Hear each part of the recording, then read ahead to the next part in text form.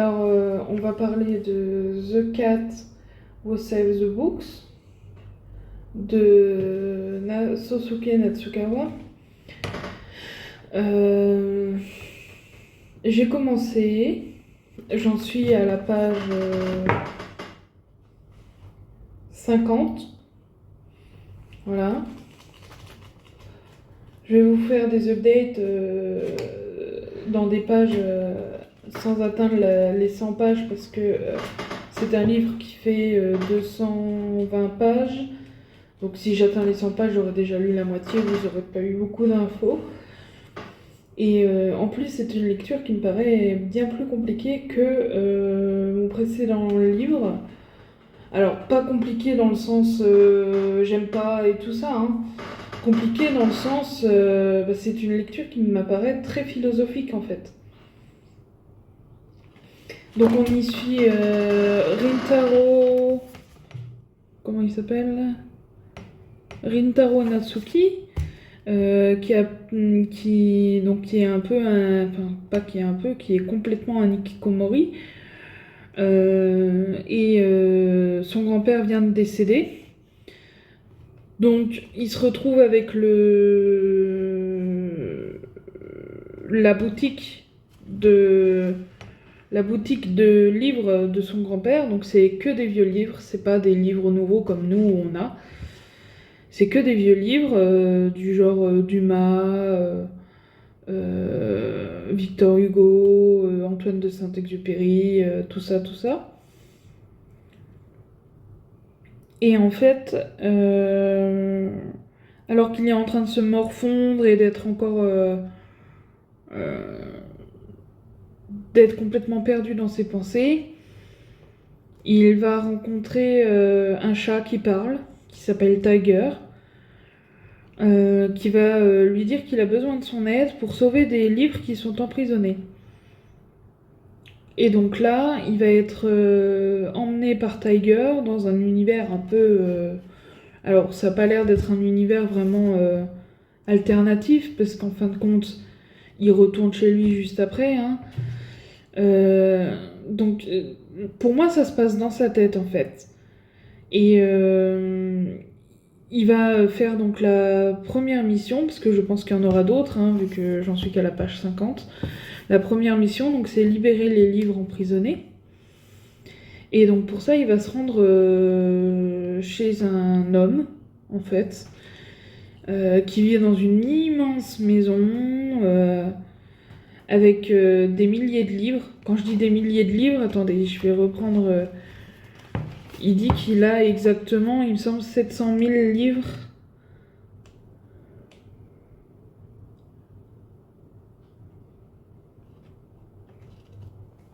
Non.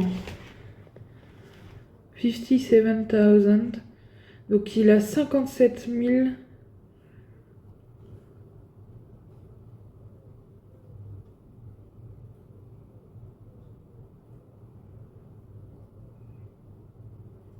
Ouais, 57 000 livres. Mais en fait, ils sont emprisonnés parce qu'en fait, ils sont dans des boîtes en verre, fermées de toutes parts. Ils sont tellement beaux qu'on dirait qu'ils n'ont jamais été ouverts.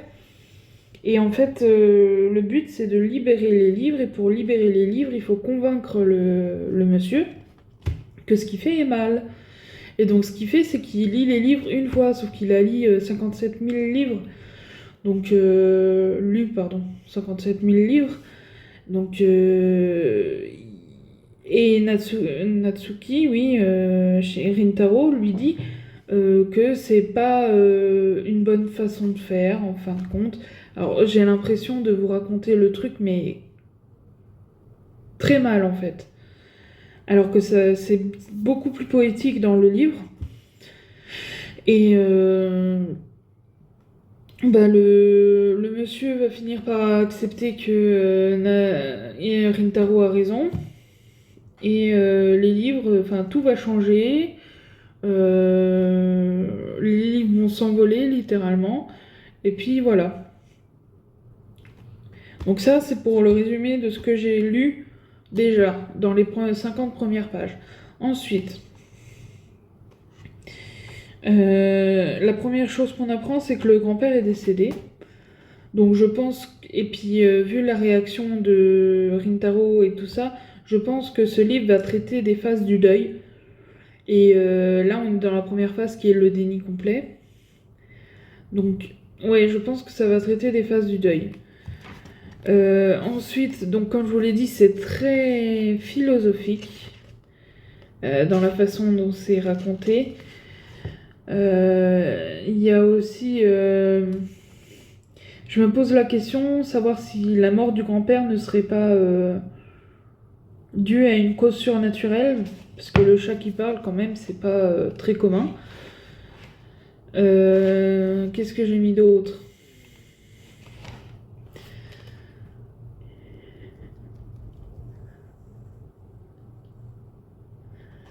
Ouais, donc ça parle du deuil et ça parle en plus du fait de perdre tous ses repères, parce que Rintaro, il a perdu son grand-père.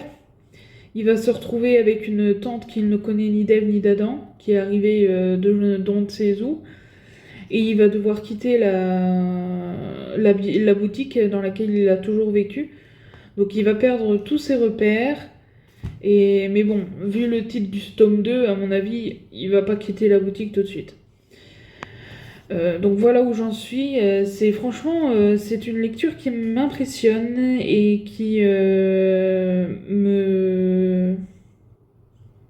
me chamboule un petit peu parce que j'ai perdu quelqu'un de ma famille en 2024.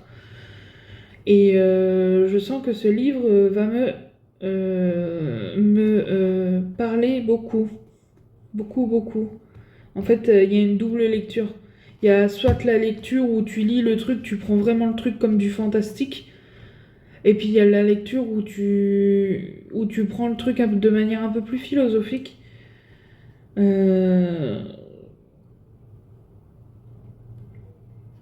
Voilà. Le peu que j'ai vu pour l'instant, ça m'a assez secoué. Et bonjour tout le monde. Alors, on est le lendemain. J'ai lu une deuxième partie du livre. Donc j'en suis à la page 107. On s'était quitté à la page 50 à peu près. Donc j'en suis à la moitié du livre. Hein, pas celui-là, celui-là. Voilà.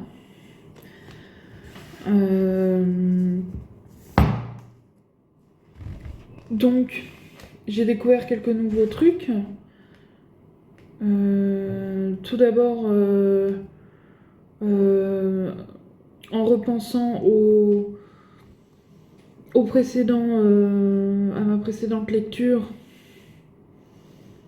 donc je pense que notre héros, Rintaro, a aussi un complexe d'infériorité qui va aussi, à mon avis, être traité dans le sens que il va devenir normal, entre guillemets, hein, parce que tout le monde est normal.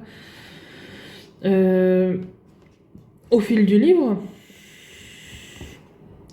Ensuite, ce qui s'est passé pour la suite. Donc, la seconde mission, c'est le mutilateur des livres. Donc,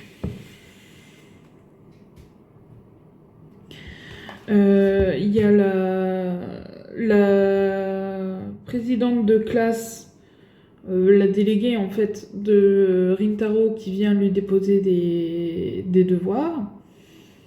Et elle repasse le lendemain parce qu'il ne s'est pas rendu à l'école. Et à ce moment-là, il y a Tiger qui arrive. Et elle le voit et elle l'entend. Ce qui normalement n'est pas censé être le cas.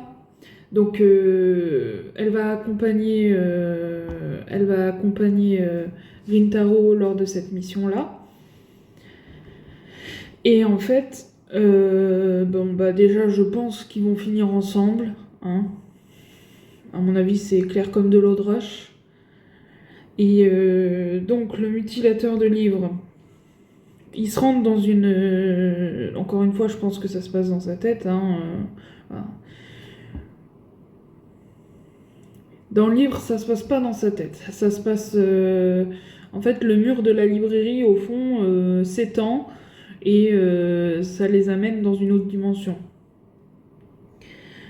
Donc, ils se rendent cette fois dans un énorme bâtiment qui ressemble à quelque chose construit par les anciennes civilisations, et dans lesquelles se trouvent des milliers de personnes, mais qui ont un teint creux, livide, qui font que ranger des bouquins, toujours le même bouquin d'ailleurs, hein, c'est tous la même copie du bouquin.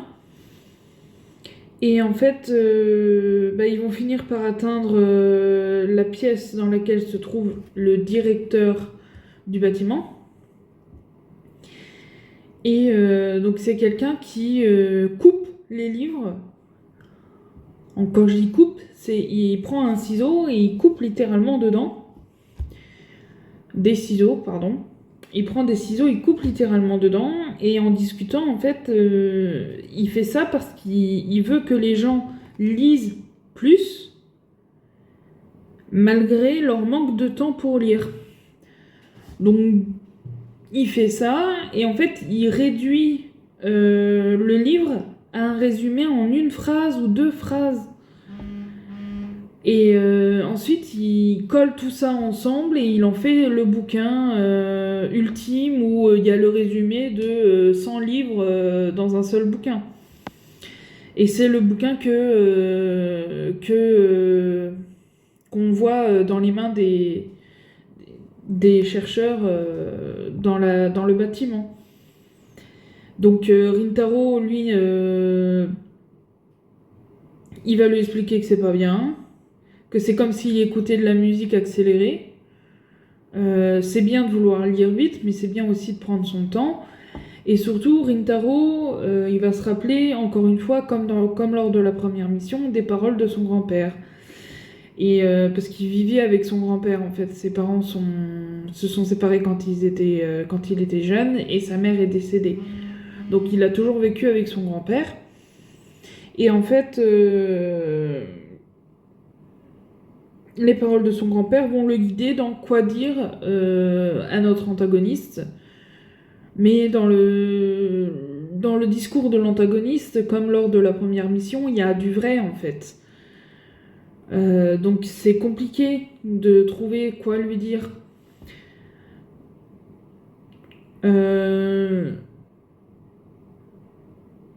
J'ai aussi pensé, je l'ai noté,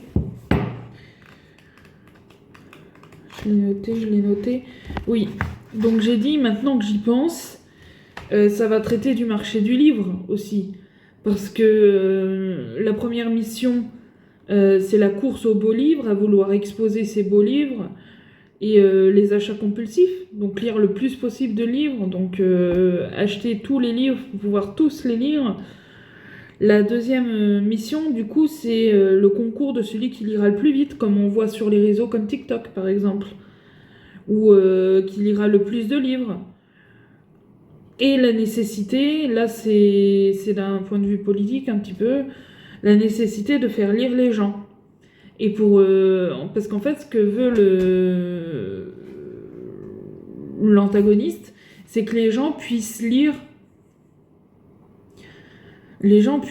plus facilement, sans avoir besoin de se creuser la tête ou de réfléchir en lisant, et donc lire plus facilement et beaucoup plus vite.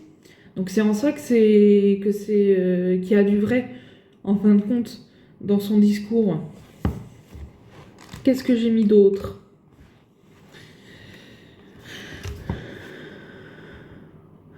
Ah oui, on apprend aussi que son grand-père était apparemment célèbre, puisque sur la scène internationale, il a essayé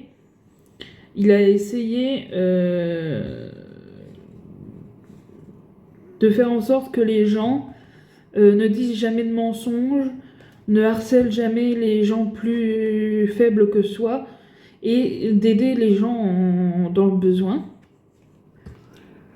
Donc ça, c'est la phrase qui est dite par un ancien collègue de son grand-père. Moi, ça m'a interloqué parce que c'est une phrase qui renvoie au résumé que je vous ai lu au tout début, que je vous ai lu et qui est dans ma story TikTok. Donc le résumé, c'était trouver le courage, prendre soin des autres et le pouvoir des livres. Donc moi, je trouve que ça renvoie là-dessus et je pense que en fait, son grand-père était le précédent partenaire de Tiger pour faire ce qu'il fait actuellement avec Rintaro, du coup. Donc, voilà. Ok. Qu'est-ce que j'ai dit d'autre ?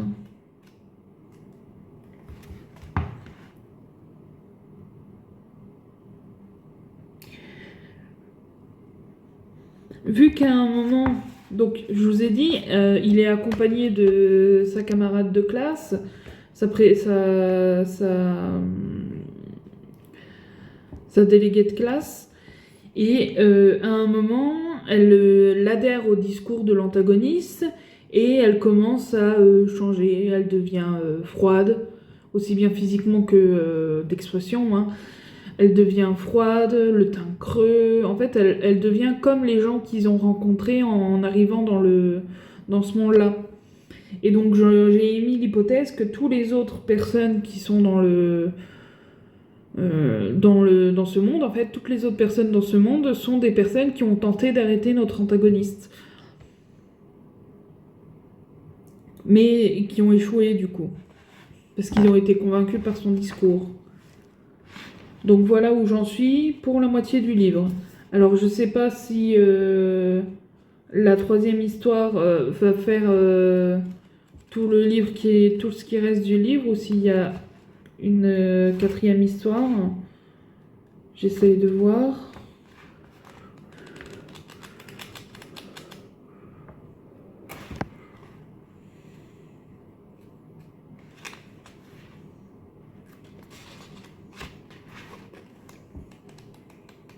Après j'ai pas envie de me spoiler donc j'y vais sans trop lire. Ouais non on verra bien. Bon voilà, je vous reprends prochainement. Aujourd'hui, on va parler du troisième chapitre de The Cat Who Saved Books. Donc, j'avais bien supposé, il y a un quatrième et dernier chapitre qui s'appelle The Final Appearance, comme ça. Voilà. Donc, du coup, ce qui s'y passe. Alors, la camarade de classe et déléguée de Rintaro qui s'appelle Sayo vient lui rendre visite de temps en temps et elle le voit d'un autre œil maintenant depuis la précédente histoire. Et comme je le pensais, il va y avoir une petite histoire d'amour dedans, je crois. Je sais pas si ça va être développé dans le livre, mais en tout cas, à mon avis, si ce n'est de l'amour, il y a au moins de l'amitié, alors qu'avant, elle faisait juste son devoir de déléguée. Donc elle va lui rendre visite, et au moment où elle lui rend visite, il y a Tiger qui arrive pour la troisième mission. Donc là, il s'agit de libérer des livres qui ont été trahis, je pense. Ou non, ça c'est parce que je me base sur le résumé. Non, c'est en fait le titre du livre, le titre du chapitre, c'est le vendeur de livres. Donc c'est quelqu'un qui vend des livres, un libraire quoi.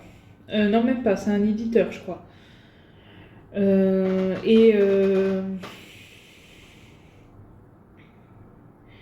Et en fait, donc ils vont s'y rendre et ils arrivent dans un monde où en fait ils sont cette fois dans un grand building.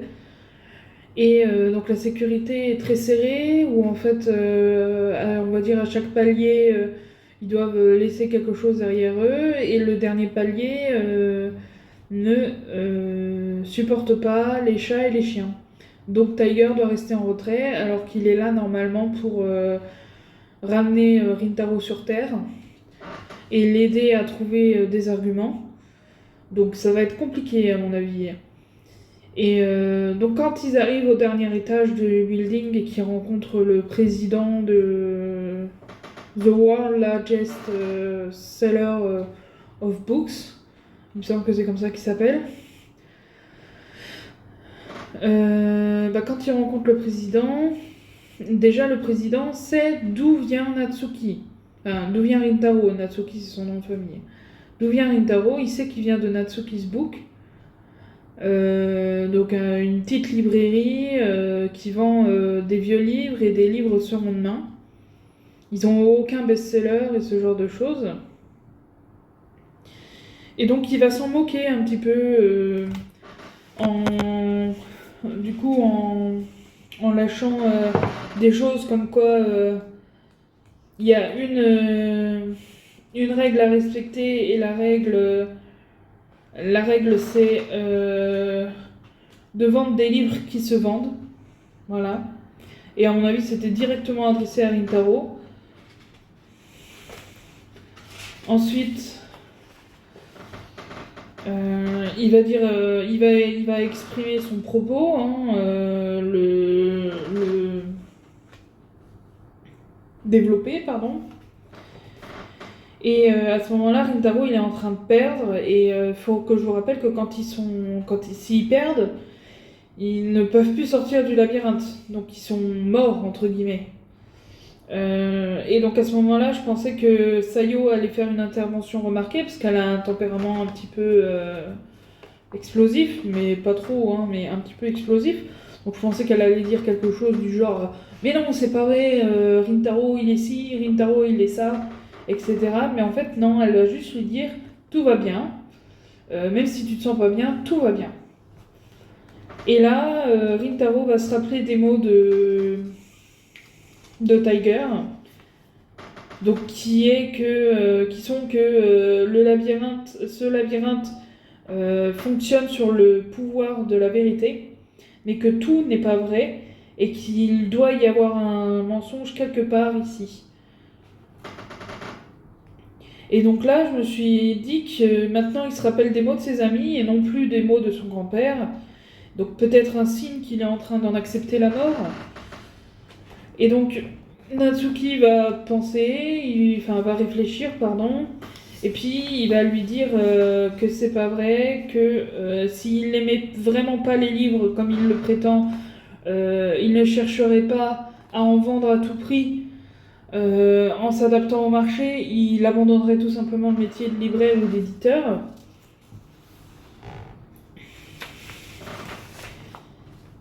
Et donc voilà. Et donc à la fin, ils peuvent repartir tranquilles.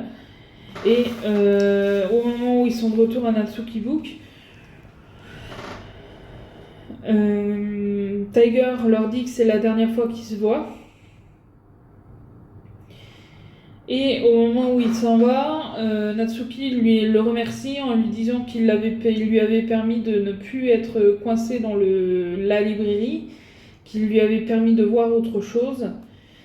Et là, Tiger lui dit que ce qui les inquiétait le plus, alors déjà il dit ce qui les inquiétait le plus, alors qui sont les? Est-ce que c'est d'autres chats? Est-ce qu'ils seraient envoyés par le grand-père et les parents? Je sais pas. En tout cas, ce qui les inquiète le plus, c'est qu'il se retranchait derrière sa propre carapace. Et il lui dit de ne pas s'abandonner à la solitude, qu'il n'est pas seul et qu'il a beaucoup d'amis qui cherchent à l'aider. Et donc là, j'ai mis que c'est ce que je pensais. Du coup, il a évolué dans le deuil, même si ça s'est pas fait comme je l'imaginais, à base des différentes phases du deuil, etc. Et il a commencé à sortir de sa vie d'Hikikomori. Donc voilà où on en est pour le 3e chapitre. Il m'en reste un. Donc il me reste de la page 155 à la page... Alors ça c'est les mots de la traductrice. La page 155 à la page 217. Donc un peu moins de 100 pages. Donc voilà, je vous reprends peut-être tout à l'heure ou alors demain. On se retrouve plus tard dans la soirée. J'ai fini le bouquin. Bon, ce que vous voyez, c'est pour vous montrer, pour me rappeler où est-ce que j'ai commencé. J'ai fini le bouquin. Et donc du coup, ce qui se passe dans la dernière partie.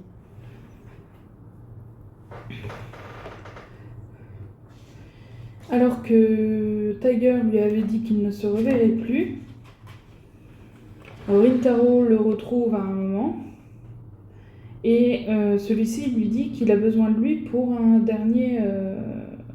dernière fois, il a besoin de son aide. Et donc du coup il accepte. Et au moment de partir, il dit qu'il veut pas que Sayo soit mêlée à tout ça.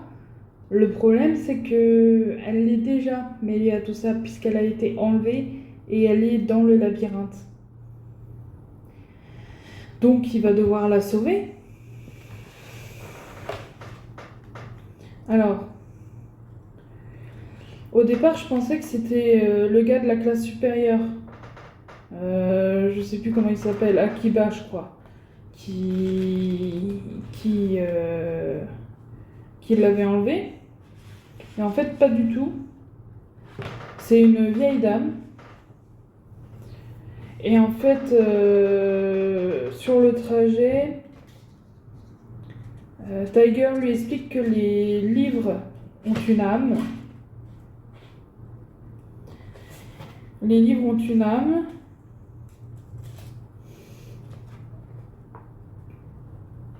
Et là, Rintaro va se souvenir qu'il a déjà rencontré Tiger dans une histoire quand il était petit, quand sa mère lui avait lu. Et Tiger va lui répondre qu'un livre qui a été chéri aura une âme et qui peut venir en aide à son lecteur en cas de crise, en fait. Donc c'est ce qu'a fait Tiger depuis le début du bouquin, en fait, pour éviter qu'il sombre dans la solitude et le désespoir et tout ça suite à la mort de son grand-père.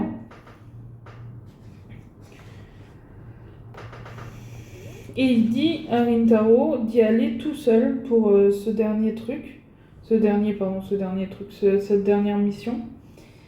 Il dit qu'il est fort et ce sont vraiment des mots qui peuvent être dits par un véritable ami. Et donc ensuite, il se retrouve face à la vieille dame qui se présente, elle ne se présente pas, mais elle parle d'elle en tant que personne qui aurait vécu des milliers d'années. Donc on devine que c'est l'âme d'un livre, hein. Mais en fait, elle voulait discuter avec Rintaro. Et pour discuter avec lui, elle a décidé que enlever Sayo était la meilleure façon de la faire venir. Voilà. Donc elle lui pose une simple question. Elle lui demande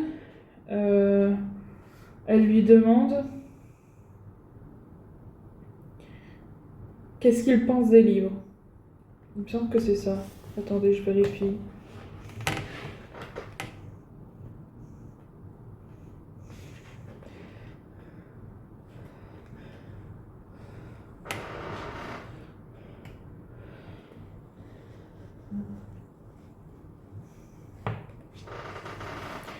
Alors...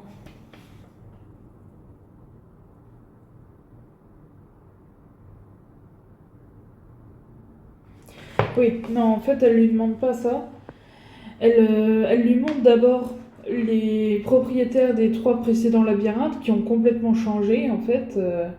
Le premier labyrinthe, il lit toujours les mêmes livres et il en a plus beaucoup. Le deuxième labyrinthe, il est tout seul maintenant et il lit le même livre encore et encore pour s'en imprégner. Et le troisième labyrinthe, il a décidé de remettre au goût du jour des livres anciens et sa compagnie de publication est sur le bord de la faillite. Et là, elle lui demande si c'est comme ça que ça devrait être. En gros, elle lui dit c'est à cause de toi que c'est comme ça. Et donc,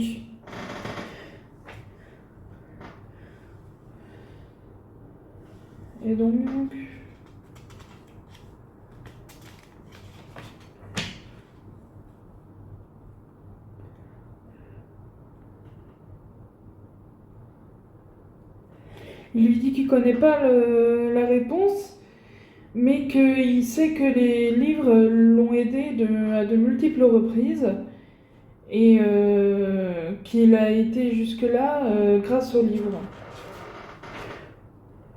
Et là, elle lui dit que c'est pas la réponse qu'elle attendait. Et donc elle repart, elle part.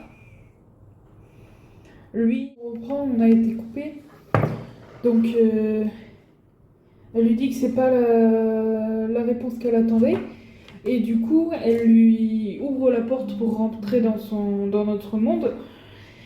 Et elle lui offre la possibilité de rentrer, mais le problème c'est que s'il rentre, ça veut dire qu'il retrouvera pas Sayo parce qu'elle va la garder. Donc il décide, après un petit peu de réflexion, il décide d'avancer et de réfléchir, et en réfléchissant, il se rend compte que les livres, pour lui, leur pouvoir, c'est l'empathie. C'est le fait d'apprendre aux gens à prendre soin des autres. Parce que quand tu lis, en fait, tu vis par procuration, et en fait, tu ressens les différentes émotions, et donc ça ouvre ton côté sensible. Ce genre de choses. Et donc voilà, donc elle finit par accepter cette réponse, et elle les renvoie dans leur monde. Alors, et puis à la fin, tout va bien parce que Sayo lui demande un dîner avec lui, donc je pense qu'ils vont finir ensemble. Il a gardé la librairie, il quitte sa vie d'hikikomori petit à petit. Donc voilà, tout va bien. Mais justement, je pense que le coup de la porte, c'était une métaphore pour parler de la facilité en fait. De la facilité de rester dans ses habitudes, la facilité de rester dans sa vie d'hikikomori sans se préoccuper de quoi que ce soit d'autre. Mais il a choisi de prendre ça à contre-pied et d'avancer et de sortir petit à petit de cette vie-là. Et on se rend compte qu'il a bien évolué tout au fil du livre, en fait. Et voilà.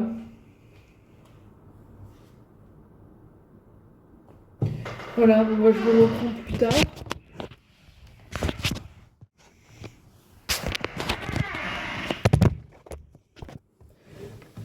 Bon, alors, qu'est-ce que j'en ai pensé de ce livre? J'ai beaucoup aimé.